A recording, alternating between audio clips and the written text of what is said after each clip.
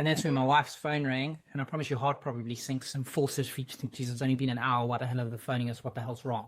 Okay, and all these thoughts are going through your head. And I just saw my wife start crying, and she's on the phone because they gave her number.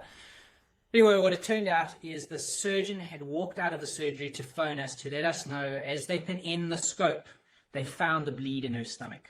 I cannot tell you what a sense of relief that was, because what that meant is they've now found the bleed. We know what the cause is. So this tar-like poops that she was getting that was full of blood it's actually called a melena. Okay, it's called melena. That's what my daughter had.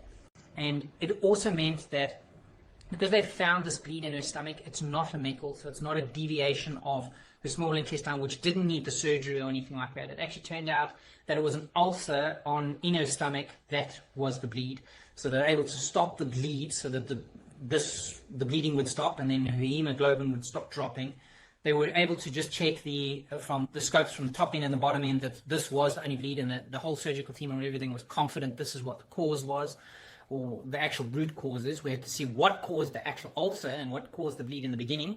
That turns out it's a combination of from the ear infection and all the viruses that she's been having. She's been having flus and everything over the last few weeks, bringing her back from school, and then us getting ibuprofen and the antibiotic that she went on, and potentially a bacteria that when the lining of the stomach gets broken down because of all the medications and the viruses and everything that she's had. Anyway, long story short, it was an amalgamation of a whole lot of things that eventually caused this ulcer, and that's what caused the bleeding.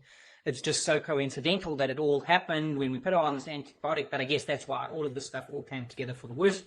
But the perfect storm to cause this ulcer and bleed in her stomach.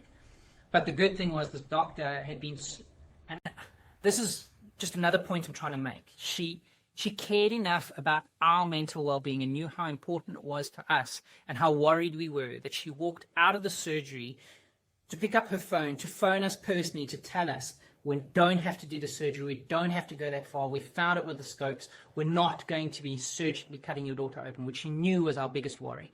So she didn't make us wait until she'd got out of the surgery an hour or more later. She told us straight away. She cared enough about our mental well-being as well to take the time to make that call to us, which meant the world to us.